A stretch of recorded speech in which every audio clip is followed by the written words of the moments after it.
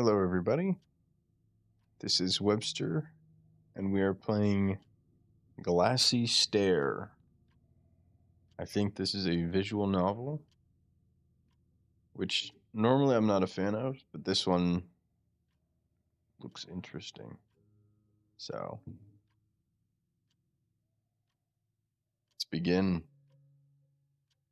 Since the very morning, I was weighed down by an anxious premonition.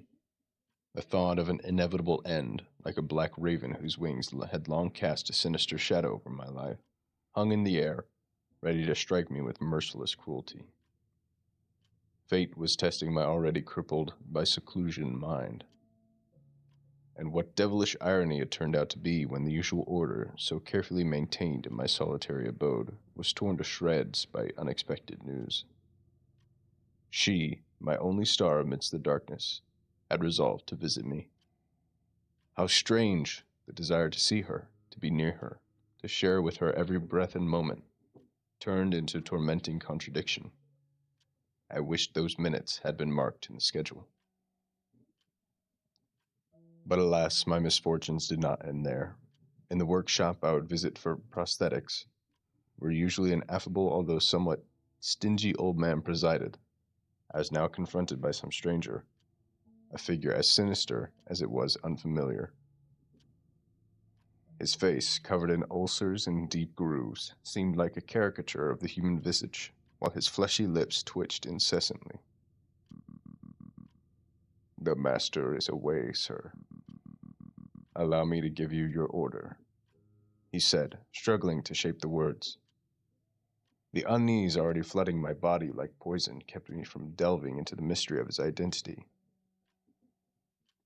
Only one thought possessed me: to retrieve the coveted box as quickly as possible and retreat into the saving calm of my habitual routine.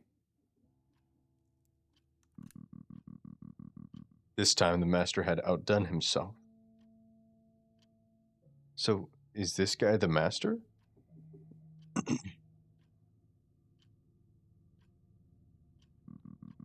This is a special eye, a work of art. In it shines the soul. Larus fuscus Linnaeus. Lesser black-backed gull. Order Charadriformes, family Laridae. The manners of that workman were as unbearable as the irritating flocks of these gulls forever lingering along Iceland's shores.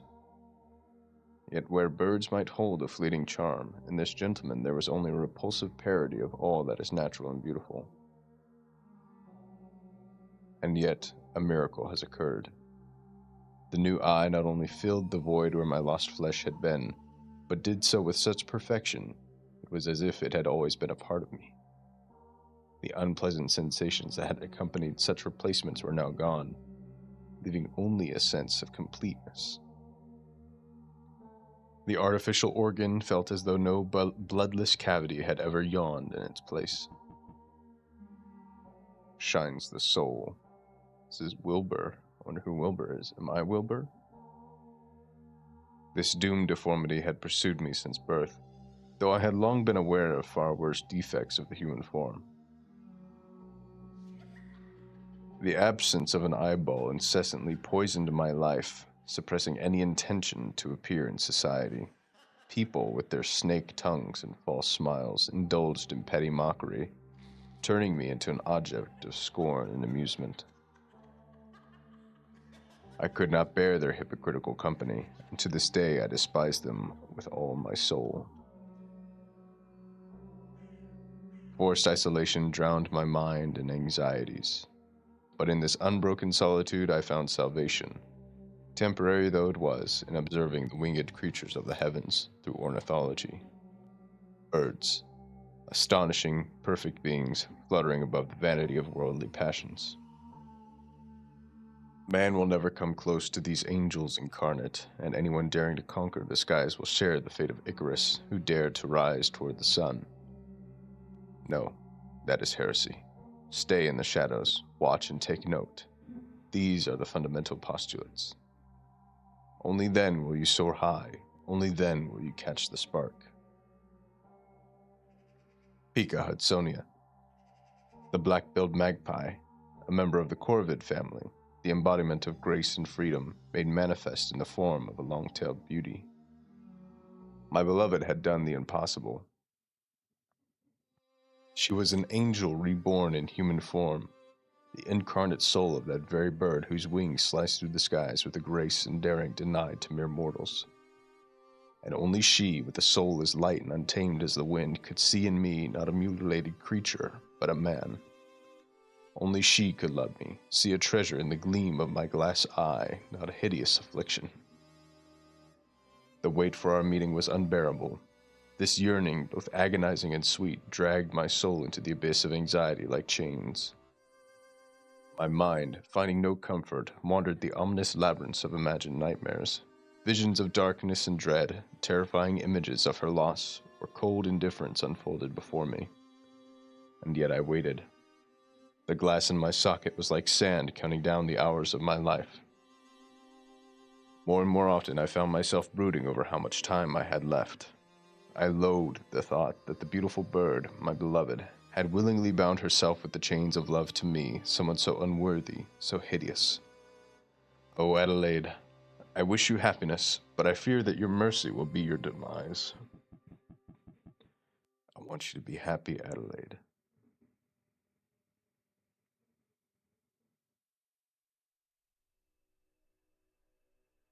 Night found me in torturous wakefulness. I could not sleep, tormented by dark thoughts. Only my kind nocturnal companion, the owl, shared with me the hours of suffering. The moon's disk shone white, and its rays flooded. Ah! I didn't click that. Suddenly, my socket was pierced by an unbearable sparkling pain, such as I had never known before. Like lightning, it spread in pulses through my entire skull. Horrified, I rushed to the mirror, but saw only my face contorted in agony. The prosthesis was intact, as was the socket. But what was this hellish pain? Could the phantoms have reached even my physical shell? I feared the illusions would begin to torment not only my mind, but also my body. But perhaps it was nothing serious. So I thought, before sinking into painful dreams. But my illness progressed. I did not notice when the moment came that the artificial eye became inseparable from me. I could not remove it. It seemed to have taken root, its glass and flesh intertwined in the darkness of my socket. Each pulsing beat felt like a hammer splitting my skull from within. Nauseating pain filled every cell of my body, robbing me of the ability to think or act. And then I realized the terrible truth.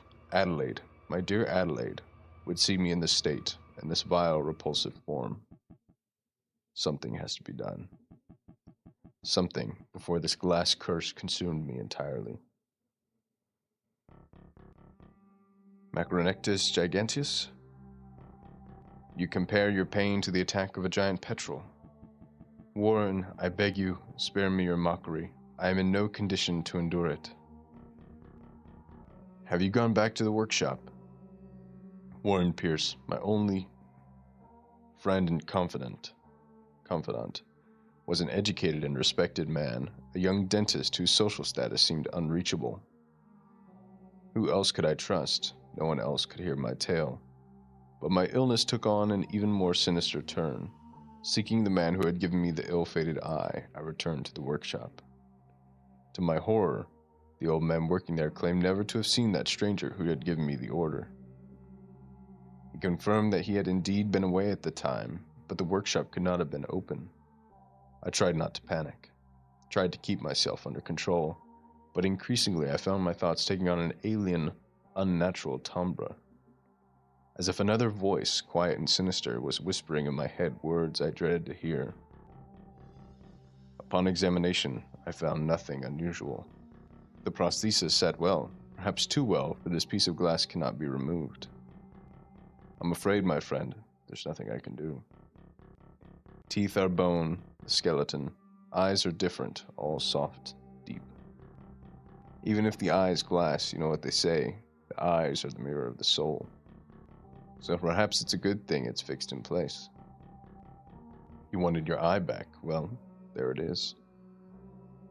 He said it with a faint smile, not knowing how deeply every word wounded me.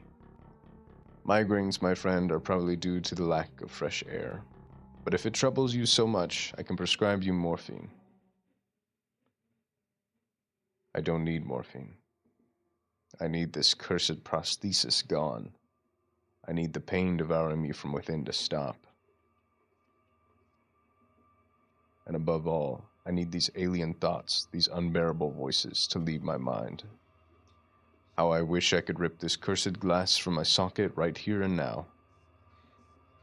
Oh, Warren, my friend, if only you knew that I have not just lost control of my body, I am losing control of my soul. Take a scalpel and cut out my eyes. Cut out Warren's eyes. Tear out the eye right now. Squeeze the eye. Monstrous intentions attacked my mind. I could no longer endure this obsession. I had to break away and flee without even explaining myself to my friend. Something was wrong. I wandered the streets like a madman. I do not remember how I reached the estate. Every cell of my brain throbbed in agony, my body unable to resist the convulsions. My legs carried me to the bedroom door, where I collapsed onto the cold floor, utterly spent. I could hear the servants bustling nearby, trying to help me come to my senses. But I could not tear my gaze away from it. It was slowly approaching, seeping through the people.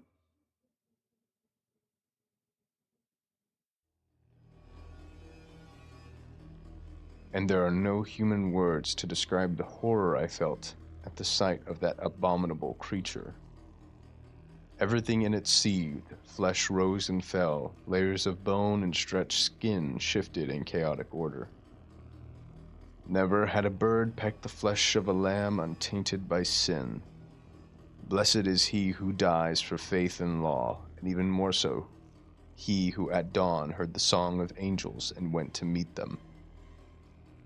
Boneless tongues moved within the many maws of the creature wrapped in flesh. I dared not move, frozen with fear. I wanted it to be silent, to go away. But hunger took hold of our beaks, our heads, our souls. Terror fell upon us, as if a hollow skull stared at us through an empty eye socket. We knew then what hunger was. Make it shut up. Quick, make it shut up at once. I could not suppress a scream, but my voice made no sound. We will take your eyes, we will take your thoughts, we will take your souls. A violent shiver shook my body as if in a raging fever. I could only croak. Get out. Disappear, I beg of you. Never more. The creature's words emptied my insides. I lost consciousness.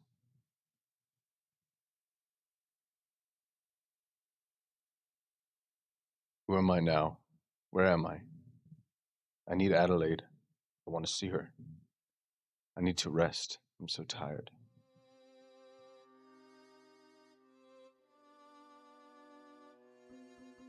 Hello, my dear. Adelaide. Yes, it's me. I'm so happy that you recognize me. You lay in a stupor for several days. I was so worried about you. Adelaide, you should leave. It's not me anymore. It's not. What are you saying? She smiled, her face so kind, so beautiful. Of course it's you. Once you get better, we'll start taking walks in the garden. You'll tell me about the beautiful birds, and I'll listen. I love you.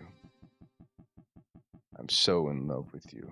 Your beautiful eyes. Yeah. Rip Adelaide. Ooh. The soul has left the body of the lamb. With your hands, the vessels of the soul were removed. At last, the sickness is gone. Nevermore.